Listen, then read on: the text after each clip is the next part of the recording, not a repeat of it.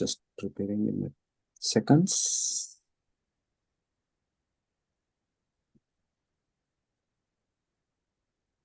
Yes. All right.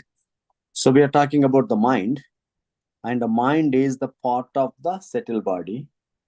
Let's see the hierarchy, right? So the gross body is made up of with the 5 elements: air, ether, fire, water, and earth. So with these 5 components, the gross components, the gross body is made up of it. And now the second in the middle one is the subtle body. So in the subtle body, the first part is mind. And next to the mind, there is intelligence. Next to the intelligence, there is a false ego. And next to the false ego, there is a soul. So if you draw the circles, like if you draw like 9 circles or 8 circles, and the very inner circle is the false ego. Around false ego, there is a intelligence. Around the intelligence is a mind. Around the mind, 8 elements or 5 gross elements. So the soul is residing in middle of the 8 round circles. So that is where the soul is hijacked. Actually, they hijacked all these gross elements and the subtle elements. They are controlling the soul at this moment. And the mind is towards the position of the mind is towards the body side of it. Because after the mind, there is intelligence. After the intelligence, there is a false ego. Then the soul is there. All right. So that is the mind is the subtle form. We cannot see it. So subtle means we cannot see it. So settler than the mind, intelligence. And settler than the intelligence is the ego. And settler than the ego is the soul. Right? So that's why the size of the soul in second chapter Bhagavad Gita, we studied it. If we take the tip of the air and make into the tip into 10,000 pieces, and that one piece is the size of the soul. And any time the soul cannot be understood, because soul is spiritual. We know that soul is spiritual and mind is the material product. So anything from the material, we cannot analyze or understand or see the spiritual things. Only we can experience this. So, but many people, so the soul is spiritual and the God, Paramatma is spiritual, God is spiritual. And everyone say that I wanted to see the God, but you cannot see it. Even you, not because of the size of the soul, not because of the size of the soul. Even if you make it the big telescope, still you cannot see the soul, because the only reason is with the material things we cannot see the spiritual things. That's a pretty simple formula. All right. So now let's go to the mind. So this mind is we know that is the subtle form of subtle product is the mind. And what is the mind? Mind, or actually it does the sankalpa and vikalpa. What is some noise is coming up? Maybe I'm muting everyone. So yeah. So the mind does the sankalpa and vikalpa. Sankalpa means accepting it. Vikalpa means rejecting it. So this mind is kind of a recorder, actually. So this record is like a TV. right? So when the TV, all kinds of, like because when you press the recording button, what happens? Whatever it plays, the TV plays, like a cinemas, like and the serials and the bhakti and the news, crime news, everything, whatever is showing in the TV, the receiver, it receives it. So the similarly, mind also does the same thing. So the mind records everything. What you see, it records it. What you hear, it records it. What you smell, it records it. What you talk, it records it. And what you eat. So everything, what you taste, also it records. And what you touch, the touch also will be recorded. So everything will be recorded in the mind. So that is the, and mind takes it because it's already recorded it. And whenever it comes, like the like sign is like sankalpa vikalpa, right? And when the sankalpa, when the good, like favorable things come on your way, you say like, oh, this feels feeling good. And when the unfavorable things comes in, mind try to reject it. And that rejection, which is coming, like a unfavorable thing, that is called, we call it as a suffering. I don't know why he's doing the same thing, because like he's doing according to his what he likes it, but you are thinking that he shouldn't be doing like that. Means you have some acceptance or rejectance. Based on that, you feel happy or like a sorrow. That is the mind, actually mind functions. And now, if we see that, what is the nature of this mind? So the nature of the mind is, if we go to the, let me go to the shloka, 6th chapter, 34th shloka. Bhagavad Gita, 6th chapter, 34. So that defines what is the nature of the mind. So it says this, Chanchalam hi mana Krishna pramathi balavadhridam tasyaham nigraham manye vayor iva sudushkaram. It says that the mind is restless, turbulent, obstinate, and very strong. Oh Krishna. And to subdue it, I think it is more difficult than controlling the wind. Look at that.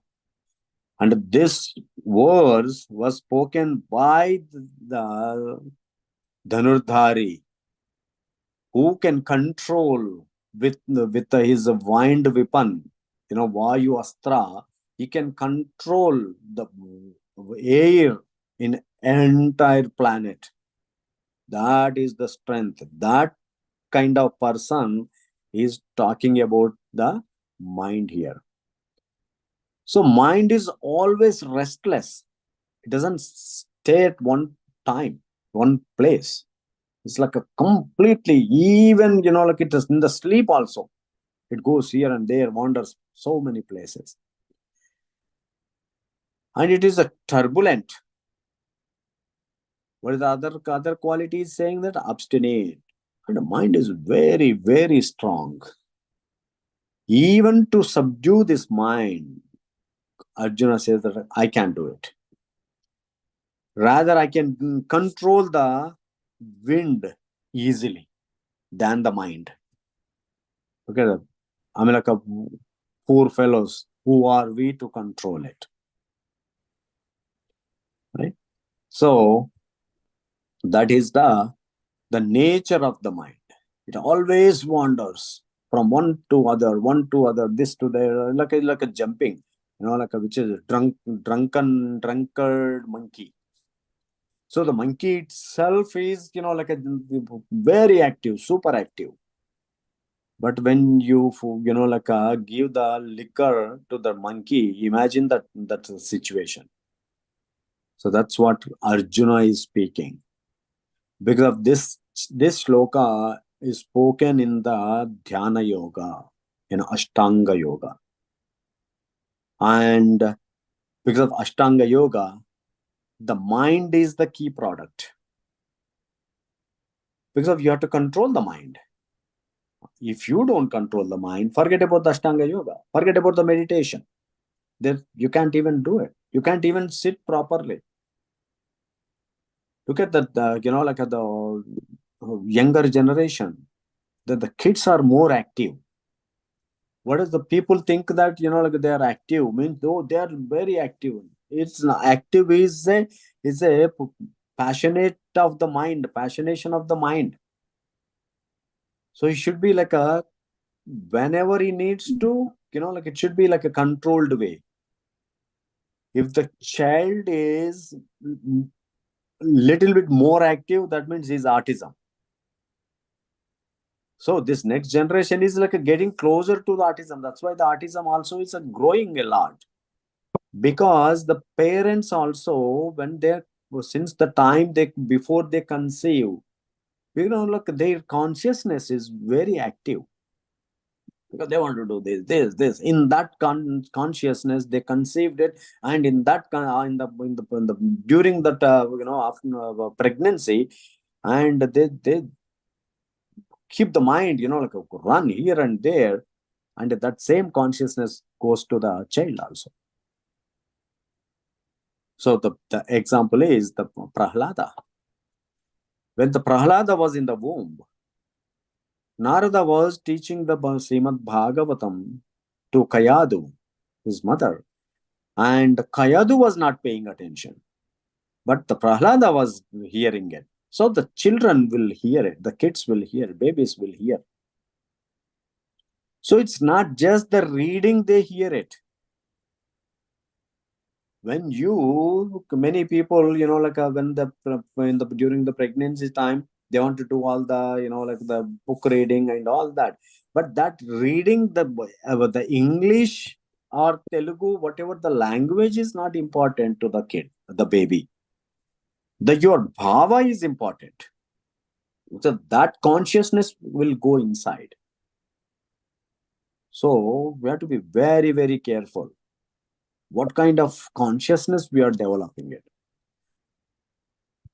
So this is what Arjuna, in the Arjuna's words, about the nature of the mind. Then if Arjuna speaks further in the shloka 33. So we just go to the 33 shloka. He says that yoyam yogastvaya proktaha samyena madhusudanam एतस्याथं न पश्यामि चञ्चलत्वात् स्थितिं स्थिराम्. Arjuna is saying again, Madhusudana, oh Madhusudana. He's talking about the system of yoga which you have summarized appears impractical and undurable to me. Unendurable to me. For the mind is restless and unsteady. So when the mind is restless and the mind is unsteady, because the mind should be in a steady position, means nishchita. This is what happens when you really chant, and your mind should come to that nishchita level. Nishchita means steady. And as long as you're like you're unsteady, even the activities not steady. And steady means like a sthiram, you're like completely focused. So that is what it is. Mind should be focused, your words should be focused, and your activities should be focused, and your thoughts should be focused. So everything should be focused. So until we come to, because the mind is unsteady, not focused, not steady. then your thoughts will be unsteady also. Because the product is like that, then everything comes out the same way. And our actions, our even devotion, everything will be like unsteady. One day we do this way, and other way we do this way. All right. So Arjuna's is saying that. All right. So now let's see. So now let's see the status of the mind. What is the status? So, and in a second chapter and the third chapter also, Krishna had spoken about this mind. So there's a beautiful shlokas in the 62, second chapter, 62 and 63. What Krishna is saying is, Dhyayato Vishayan Pumsaha Sangaseshu Pajayate Sangat Sanjayate Kamaha Kamakrodho Bijayate. So while contemplating the objects of the senses, a person develops attachment for them. And from such attachment, lust develops, and from the lust, anger arises. So when we contemplate, right, what happened with the eyes? Because of out of all the senses, eyes are more dangerous. You know that? Like in the Ajamiel story from the Srimad Bhagavatam, he was such a great Brahmana as well as the devotee. But he wanted to go, like get the flowers and, the Ganga river, Ganga water. Then while he was going, he could see that, prostitute and some labor person having that their lust fulfill desires, fulfilling their lusty desires. And he saw it. Mind is saying that don't look at it. But the like he's again and then he started looking at. As he started looking at, the lusty desire developed in him also. I wanted that. So this is very, very, very, very, like dangerous, the eyes. Because through the eyes, we take all the feeds, through the reels and everything. That's what today, the kids are very hyper. Why? Because, through the various social media programs, kids are becoming very, very hyper. So similarly, through the eyes, the Ajamiel had taken it, and he developed the lusty desire. And he developed the attachment for them. I wanted it. This is what happened to Ajamiel. I wanted her. So then the lusty desire, because I can enjoy, all kind of desires came. And if the lusty desires cannot fulfill, then anger arises. Then what happens when the anger arises? Krodho krodhat bhavati sammoha sammohat smriti vibhramaha smriti bhramshat buddhinasho buddhinashat pranashyati. So when the anger develops, this is all in the form of in the mind only. These are things are happening because of the attachment developed in the mind and the lusty desire developed in the mind. Then if someone's stopping, then they get the anger. So when the anger rises, what happens? Then with delusion happens. With the delusion, bewilderment, memory will be bewildered. Then the memory is bewildered, intelligence is lost. So it's like a sequence. Right? And now let's see, but this is the nature, this is what the mind is, this is what the characteristics of the mind, nature of the mind. Then how can we control it? This is the next thing for us, right? So the way we need to understand the hierarchy, right? We started discussing about the gross body and the subtle body. So Krishna in the third chapter, 42 shloka, he speaks that Indriyani paranyahur indriyebhya param manaha manasastu para buddhir yo buddhe paratastu saha. See, what Krishna is saying is the working senses are superior to dull matter. So this body is there, right? So the senses are superior to this body. And the mind is the higher than the senses. Intelligence is higher than the mind. And the soul is higher than the intelligence. So we have to come from the top. If we go from the bottom, then we'll be in trouble also. Because how much we can control, how much you can, okay, I don't want to go to the YouTube. How much you can control it? One day, 1 hour, then later again, we'll release it. So it's very difficult. But when the intelligence is stronger, then what happens? With that intelligence, you control the mind. Like in Adi Shankaracharya, in his Gita Bhashyam, he writes that, he compares this. So this, like a Krishna, Arjuna on the chariot, they are riding it. So Arjuna is the soul, real soul, and Krishna is the driver, right? And Krishna is driving the horses with the help of the ropes. Right?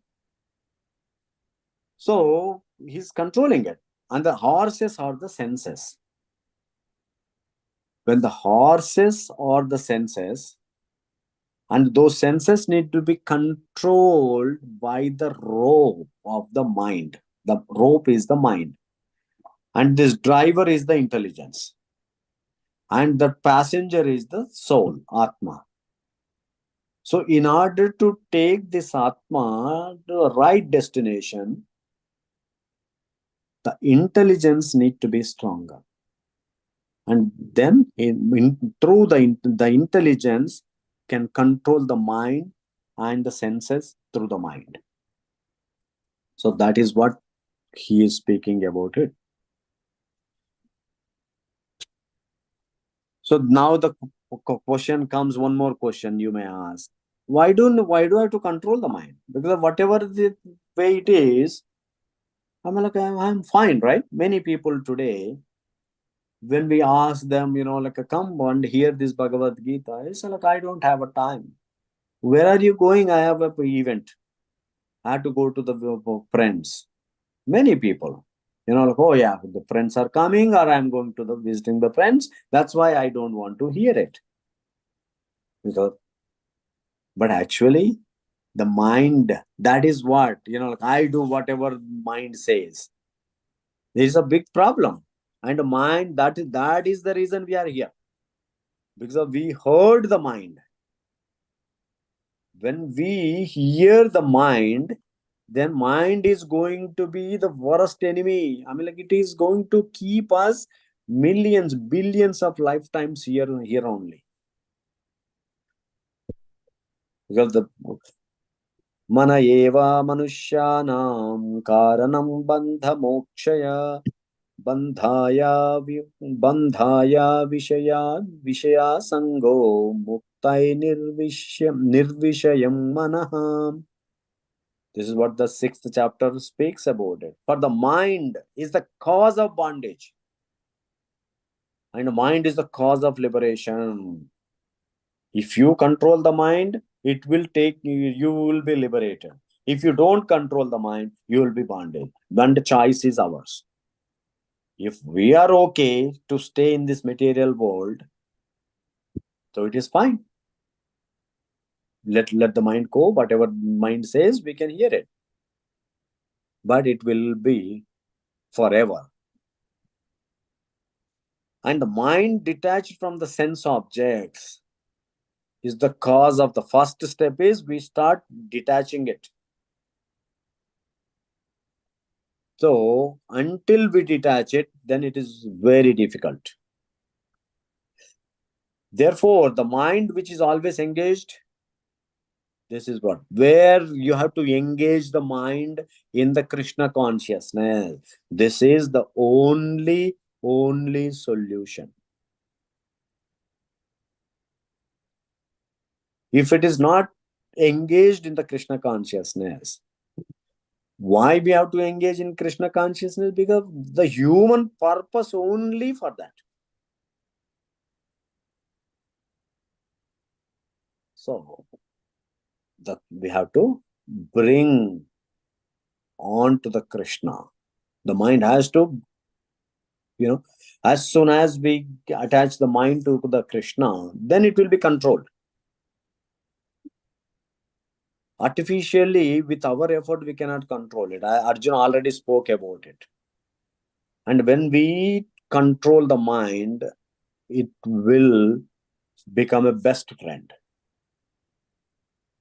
If it is not controlled, then it is a worst enemy. Right? Uddharedatmanatmanam atmanam avasadayet atmaiva hi atmano bandhur atmaiva ripuratmanaha. Look at that in the 6.6 Krishna, 6.5 Krishna is saying that one must deliver himself with the help of his mind and not degrade himself. The mind is a friend of the conditioned soul and is an enemy as well, depending on how you use it, how you engage the mind. So the mind can be the friend as well as the enemy. It's the best friend and the worst enemy. So choice is ours.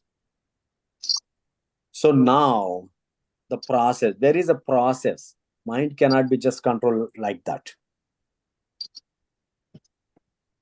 Because of why we have to control, because of to make the mind as our friend, best friend, you have to control it. If you cannot control it, then it will take you and it becomes a worst enemy. Because of in the enemy, the mostly he can kill us. That's it. But this mind, every life after life, it is going to kill us. So the process is Krishna explained in the 6th chapter, 26th shloka. Yato yato nischalati manaschanchalam astiram tatastato niyamyaitad atmanyeva vashamani vashamanyet. From wherever the mind wanders, due to its flickering and unsteady nature, we discussed it. Mind is always flickering and unsteady. Anischalata. No nischalata. And one must certainly withdraw it and bring it back under the control of the self. Krishna is giving the formula to Arjuna. Arjuna, this is the nature of the mind. Don't worry if the mind going there, wherever. As soon as you start chanting it, mind goes here and there. Yes, but don't be, like a fear of that. It will go. That is the nature. But what you have to do is you have to bring it back. As it goes there, you bring it back. Again, it goes. Again, you bring it. You have to be very patient. It goes back some other place, bring it back. It goes to somewhere else. Like the same as the kid. If the kid come to the home and he tries to pull this one, when we stop him, don't pull it. Then he goes to other one. Then you have to keep on. But you have to keep controlling it. Finally they will understand it. Okay, I should not touch anything. Similarly, mind goes. That is the nature, but you bring it back. And Chinnajaya Swami, in one of his audio, he was saying that, yes, mind goes there. Wherever your mind is, you are there. Okay. Even your body is in the presently, I don't know how many of your body is in the Zoom call now, and mind is somewhere. So that means where are we now? Wherever the mind is, we are there. Maybe just the body is here. So that doesn't mean we are hearing this class. If the mind is in the class, then the mind is really in the class. If the only body is in the class and mind is going somewhere in the kitchen time, because it's like 10 o'clock, it's a very, very, like a dangerous time, right? Breakfast time and a cooking time. So if the mind goes, we are there. That's what Prabhupada always says, that by living in America, also you can live in Vrindavan. How? Just by thinking. Because of the mind, in the mind, that is what is like we are thinking, right? So that means that that much time we are in the Vrindavan. If you are thinking about the movies or something, that means we are in the movie, right? Though the body is in the class, but the mind is somewhere. That means that is where we are. So Chinajira Swami, he was saying that, yes, if as soon as your mind goes there, you also go with it. You go with it. Along with you, you take Krishna also. So either this way, wherever mind is going, you go with the mind and you take Krishna with it. So that means again you are present. Or if the mind goes there, then you are here, you just bring it back. And one day it will be under the control. Then Krishna further explaining it. Asamshayam mahabaho mano durnigraham chalam abhyasena tu kaunteya vairagyena cha grihyate. This is the very, very beautiful and the topmost one. O mighty armed son of Kunti, it is undoubtedly very difficult to curb the restless mind, but it is possible by suitable practice and detachment. You have to practice it. So, as you practice, abhyasena tu kaunteya vairagyena cha grihhyati. Vairagya. So, wherever you have so much taste, you have attachment, right? And let's say many people, they have attached to either their husband or wife or their kids. And this attachment is always having some expectation. That is what the problem is. So, love is not a problem. Attachment is a problem. Because of attachment has some expectation. Should be like this. You should walk like this. Is everything there is an expectation. So you have to cut that expectation. When you have a no expectation, so then automatically what happens? You tell them, what is good, what is bad, and if they listen, that's fine. If they don't listen, that's fine. But when we have an expectation, we suffer a lot if they don't do according to us, and we make them suffer too. Now says that whenever you have a loving, like affection or attachment, then you start practice the detachment. I say, like, how long I can control it? How long, they are going to with me? Even the kids, every parent have the so much attachment to their children, but the children, they go away. They come once a while. That's it. And some of the children we don't even visit like for years also. We see that we all came to America, and like 5 years, 7 years, even some people didn't even go, like in a 10 years also. Look at that. What happened to those poor former parents then? Right? So that's why we have to start practicing this detachment. So when we practice this detachment, then we understand, yes, the way I came away from the parents, my parents, and my children also will go away from me. Formal, right? But we came away from the children, from the parents, and we expect our children stay with us. That is a nonsense, right? That is not a good intelligence. So this is how we have to start practicing detachment. Either we mind always goes to two places. Mataji's probably is. One is where we have the love, right? And other one is where we have the hatred. Actually, mind goes to the hatred people more,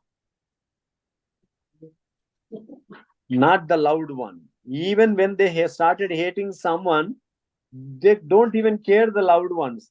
Even loved ones comes to them, they're like frustrated, like, leave me, give me some time, because they wanted to think about that useless fellow, hatred person.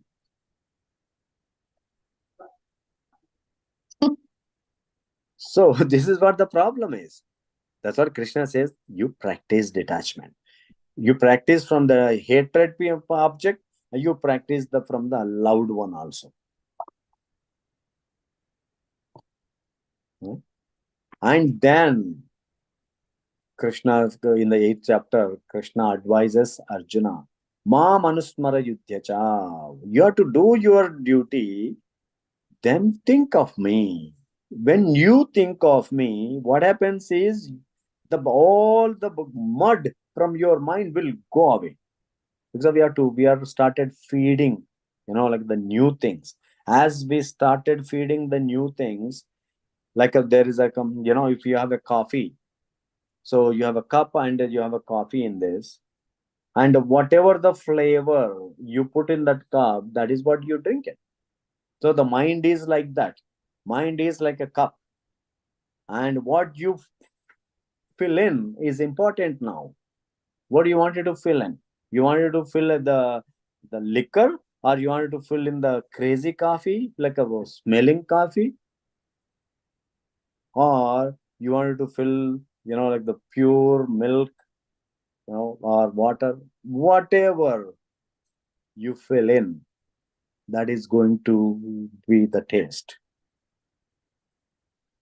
So that's the formula is you start feeding the Hare Krishna mantra and the Bhagavad Gita, and like as we keep feeding one day, that whatever the existing, like the coffee or whatever was there, mud was there, it will go away as you keep feeling it. Don't feel only one day, like okay, on the festival day, I go to the, like this is what happens, right? On the festival days, the temples are full. January 1st, every temple is full. They think that okay, I'll go to the temple every throughout the year, but in February every temple will be empty now. All the gyms, they make all the resolutions, New Year resolutions, but a month or two, that's it. We have no determination. But this is what the important is, to have the good association. Even when we were taking the, I was contemplating on one of the example, because that is more for the chanting side of it.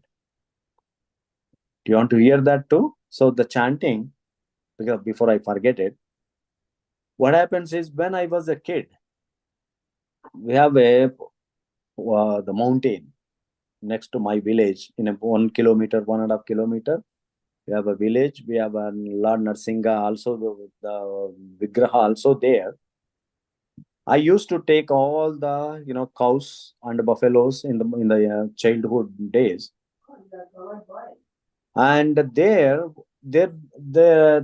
used to be some of the granite makers. They used to have a one, what is that called, sutti, what is that called? Hammer and a small nakkus. They call as a nakkus, only small ones. So they used to make all the granites. And while chanting this morning, I got this idea. It's like when they have this, nakkus, they come and they start beating it. like a different direction, like small holes, very tiny holes they make it. And as soon as this much, you know then they put the 1 feet or 1.5 feet later one more. So I was thinking, this is what I have to do my the japa also. Like while to do the good japa means to make the granite, I have to hit the nakkus. So you have to hit properly. If you don't pay attention, your hammer will hit on your hand itself, because that is so tiny. Only the hand side of size, only the nakkus. So sometimes I used to take from them and I like start beating it. Many times I beat my hand only. So they suggested me that you have to be very conscious, and like look at that, how much like consciously they were doing it. Even one like a unconscious thing, it will hit the hand, and it will be like a crack. So they're very careful. And one hit, one hit, they get that small hole, and they go to the 1.5 feet later, they put one more. Like that entire thing, they do that. And at the last one they go there, then the stone will crack. So exactly this is what happens when we chant. So one at a time. Hare Krishna, Hare Krishna, Krishna Krishna, Hare Hare, Hare Rama, Hare Rama, Rama Rama, Hare Hare. One mantra, one hit, one after other, consciously, and then you have to, the makkus will be, like a become the soft. What they do is they use the another one, because that has to be sharp always. And the next day they go to the what is that, goldsmith, not goldsmith, blacksmith, and they make it properly sharpen again. So this is the process. So even our chanting also, while chanting, we have to make, like a very sharp, because we have to revive our consciousness, like to every mantra should be like a new, the makkus. Then imagine, in a few days the granite will be ready. So every hammer, every beating, every day they come, every day, so much, like attentively, so much, like they beat it. And in a couple of months, they make so much granite and they sell it, they live on it. Even just for living, they are doing like that. And this is, if we make this chanting is our life, hitting one mantra at a time, tak, tak, tak, like as you hear it, and soon the stone like heart also will become a, like a broken. Then it becomes like a liquid form, then it becomes the gas form. So this is how we have to feed it. But you have to determine it. This is another thing. Not only just on the festival days, every day, constant. Ananya Bhakti, like there's no other shelter. Just keep on. Yes, I've taken this process. I have to read Bhagavad Gita. I have to think about Krishna. And so then Krishna will take care of us. We don't have to worry about other things. Right? So that's the formula to control the mind. Only thing is you control. Start, bring it back, or you go with the mind. Means you have to take the Krishna also. If you go with the mind, again many people think like, Prabhuji, you said like wherever the mind goes, I'll go. Mind is going to the casino. I said like I'll go, and the mind is going telling me to go to the party. I'll go there also. No. But you have to think that is like Krishna also can come to this party. Then you take it.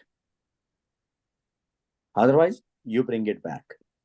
As you bring it back, you develop the detachment. This is the formula. The result should be this. Just bringing back is not, doesn't mean like, okay, I'll bring it, and it goes it. Bring it. I mean, like not that cradle. It's not like that. You have to develop internally. You have to practice the detachment. Until we develop the detachment, it is not possible. Mind cannot be controlled. How you develop the detachment? As like from 50 years, I've been doing the same thing. I did nothing. What am I going to do my rest of the life? So that means whatever I am doing is not going to work. Let me listen the higher authority. That's where guru comes. In the place of the mind, guru comes. Guru says that, listen to me. That's it. And a guru is saying this one, mind is saying different. Then we struggle a lot there. So with the struggle you go through it, that is what the sadhana is. Effort. Then finally you say like, yes, yes, guru. Whatever you say, I'll listen it. So when we keep the higher authority, someone like higher than us, that is the best way to practice the mind. So guru should be there. And when the guru is there, and mind pays obeisances to guru. Because we know that. Yeah, even if I want to do something differently, my guru says that no, I want to go to the one of the disciple. He wanted to go to the Tirtha Yatras. And the Guru said, like, no, you don't need it. But this the disciple was like insisted him like, please, please, please. Then Guru said, like, all right, go. Take the Karela also with you. And you dip in every river, water, Ganga, Yamuna, whatever the river you do it, dip it. And as he came back, he said, like, cut the Karela. What is the taste? It's like it's bitter. And like, you are like that too. Even after roaming everything, you are like that. What is there? What is the use of going there? And you just spend the money and came back. And just okay, I took all the selfies and photos. No. So that's why you have to be very, very careful. Having a guru and focusing on Krishna and developing the detachment and practicing bring it back. That is the process to control the mind. Any questions, Mataji?